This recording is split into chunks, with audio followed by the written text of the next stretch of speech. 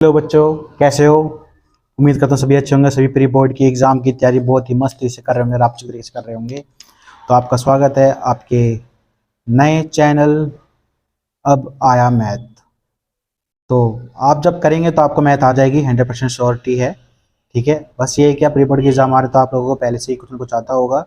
तो अब हम स्टार्ट करते हैं कैसे कैसे कौन से क्वेश्चन कैसे टैकल करने हैं और किस तरह से उसको सॉल्व आउट करना है, और बोर्ड के लिए भी इसमें ही क्वेश्चन दे रहे हैं। ठीक है, तो सबसे पहले तो आप कॉपी और पेन लेके बैठे हैं और तैयार हो जाएं। तो पहला क्वेश्चन आपके सामने है, लिखा है the ratio of HCF to LCM. हमें रेशियो निकालना है एचसीएफ से एलसीएम का, of the least composite number and the least prime number. तो लीस्ट कंपोजिट नंबर कौन सा होता है आपको पता है। लीस्ट कंपोजिट नंबर होता है हमारा 4, और लीस्ट प्राइम नंबर कौन सा होता है 2। तो हमें इसका क्या निकालना है, एलसीएम और एचसीएफ। तो अगर हम इसका एलसीएम एचसीएफ निकालते हैं, चलिए निकालते हैं। तो सबसे पहले निकालते हैं एलसीएम। एलसीएम 2 और 4 को साथ में लेंगे, 2 पे जाएगा और ये 2 पे जाएगा। फिर 2 से करेंगे, 1 तो पहले से ही है और ये 1, तो 2 इंटू 2 कितना हुआ इसका एलसीएम कितना आया 4। ठीक है, फिर हम करेंगे इसका एचसीएफ। एचसीएफ में क्या करते हैं, दोनों को हम अलग अलग सॉल्व करते हैं। 2 पे क्या इसको 2 आया, 2 पे क्या 1 आया, 2 पे क्या 1 आया। तो दोनों में कॉमन क्या है ये, तो हाईएस्ट कॉमन फैक्टर इसमें कितना है 2। तो एचसीएफ कितना हो गया इसका 2। तो इसमें पूछा है रेशियो एचसीएफ का एलसीएम से, तो इसका आंसर हो जाएगा 2/4 मतलब 1/2। तो इस तरह से आपका आंसर कौन सा हुआ हमारा ए। उम्मीद करता हूँ आपके समझ में आया होगा। चलिए अब नेक्स्ट क्वेश्चन पे बचते हैं।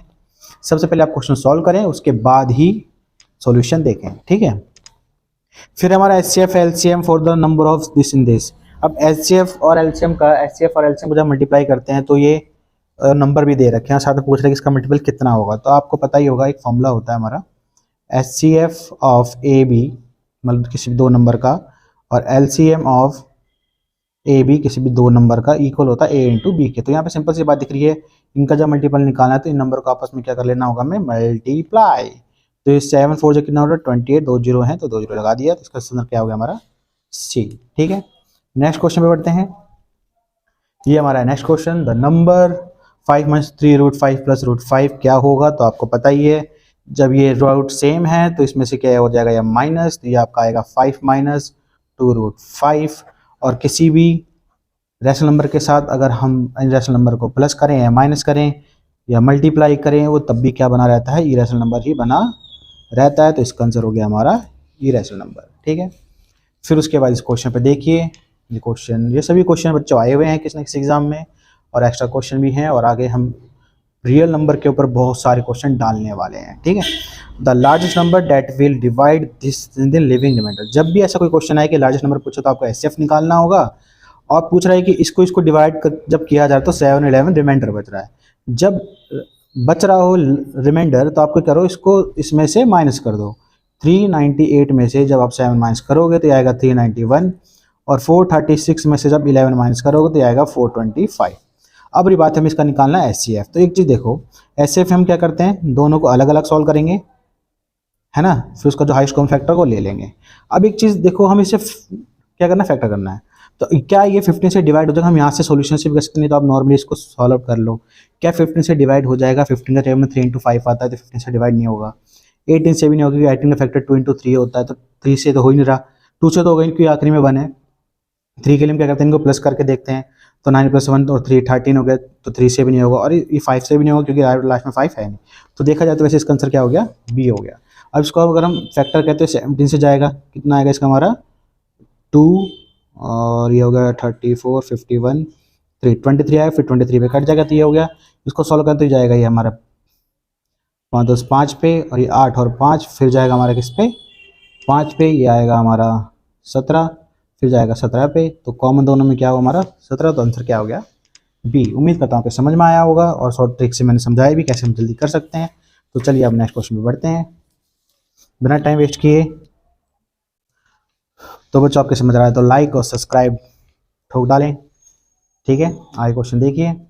तो ये क्वेश्चन है, इफ P1 और P2 are the odd prime number, ये दोनों ही ऑड प्राइम नंबर होने चाहिए। तो ऑड प्राइम नंबर हम ले लेते हैं, एक 3 ले लेते हैं और एक 5 ले लेते हैं। इसमें कह रहा है कि P1 बड़ा होना चाहिए, तो ये हमारा हो गया P1 और ये हो गया हमारा P2। 2, तो इसमें क्या रहा है कि P1 square minus P2 square, इसको स्क्वायर कर लेते हैं। तो P1 का स्क्वायर करना है तो 5 का स्क्वायर माइनस 3 का स्क्वायर, ये हो गया 25 माइनस 9 जो कि कितना आता है 16। अब देखते हैं ये क्या इवन नंबर है, और नंबर तो है नहीं और प्राइम नंबर भी नहीं है, प्राइम नंबर भी नहीं, तो क्या है ये हमारा इवन नंबर, तो इसलिए ये सॉल्व हो गया। फिर नेक्स्ट क्वेश्चन पे आइए, ये क्या लिखा है, if A and B are the two consecutive even number. कह रहा है कि कोई भी दो कॉन्सेक्यूटिव इवन नंबर हमें लेने हैं, फिर उसका हमें एलसीएम निकालना है, फिर बताने कि एलसीएम में क्या आएगा। तो मान लेते हैं कि अगर हमारा एक नंबर है 2 और एक नंबर है 4, अगर हम इसका एलसीएम निकालें, सॉरी 1 आएगा यहाँ पे, इसको करेंगे 2 पे, फिर 2 से करेंगे तो कितना आ रहा है हमारा ये 2 × 2 = 4 है ना। तो देखने को मिल रहा है कि यहाँ पे लिखा है ए और बी, अगर हमने ए माना है 2 और बी माना है 4, इसको मल्टीप्लाई करने पे कितना आ रहा है 8, जो कि 4 के बराबर नहीं है, तो इसलिए आंसर इसका ये नहीं होगा, बट इसमें कुछ गड़बड़ी है, यहाँ पे 2 होगा, ठीक है। तो ये बी में देखिए अगर हम इनको मल्टीप्लाई करके 2 से डिवाइड करते हैं तो एलसीएम के बराबर आ रहा है, ठीक है, इसलिए आंसर क्या होगा इसका बी होगा, ठीक है। फिर बढ़ते हैं हम नेक्स्ट क्वेश्चन पे, तो यहाँ लिखा है what is the HCF of the 81 and 237। तो अगर हम 81 का एलसीएम निकालें, एचसीएफ निकालें, तो 3 से करेंगे तो ये होगा 27, 3 से करेंगे, मुझे उम्मीद है कि आप लोगों को आता होगा ये एचसीएफ करना, ये हो गया। फिर इसको करते हैं, ये भी 3 से ही जाएगा क्योंकि 3 और 7 10 और 2 12 होता है, तो ये 7 पे, और ये फिर जाएगा हमारा कितने पे 21 और 3 2 27 9 पे, फिर ये एक हमारा प्राइम नंबर है तो दोनों में कॉमन क्या है 3, तो इसका आंसर क्या होगा इसका बी हो गया, ठीक है। फिर ये क्वेश्चन एचसीएफ दे रखा है, मैं एलसीएम पूछ रहा है, तो हमें पता है फॉर्मूला क्या होता है हमारा, अभी हम थोड़ी देर पहले लिखा था कि एचसीएफ इंटू एलसीएम इक्वल होता है ए इंटू बी, तो एचसीएफ है 4, एलसीएम हमें पता नहीं है, तो ये होगा 96 × 404, इसके अंदर जो ये दिए होते हैं ए और बी होते हैं, ठीक है। 4 से हमने इसको काट दिया तो ये आया 96 × 101, क्योंकि 4 यहाँ जाएगा तो डिवाइड होगा, इसको इससे मल्टीप्लाई करेंगे तो 96 आ जाएगा, इस वजह से हमारा आंसर हो गया ए, ठीक है। फिर हम बढ़ते हैं नेक्स्ट क्वेश्चन पे, तो इसमें कह रहा है कि if P and Q are two distinct prime numbers then their HCF, अगर पी एंड क्यू दोनों ही अलग अलग प्राइम नंबर हैं तो उनका एचसीएफ क्या होगा। तो आपको पता ही है कि अगर हम एक 2 ले लें और एक 3 ले लें और इसका अगर हम एचसीएफ निकालें तो दोनों में सिर्फ कॉमन क्या आ रहा है 1, तो इसलिए आंसर क्या होगा इसका 1 होगा, ठीक है। फिर उसके बाद ये next question, let P B are prime number, अगर कोई प्राइम नंबर है पी तो उसका सम ऑफ इट्स फैक्टर क्या होगा। पी का पहले तो हमें फैक्टर करना पड़ेगा, पी का फैक्टर करेंगे तो ये आएगा, उसका फैक्टर है p × 1, इसका हमें क्या करना है सम करना है, तो p + 1, इसका आंसर क्या हो गया हमारा सी हो गया।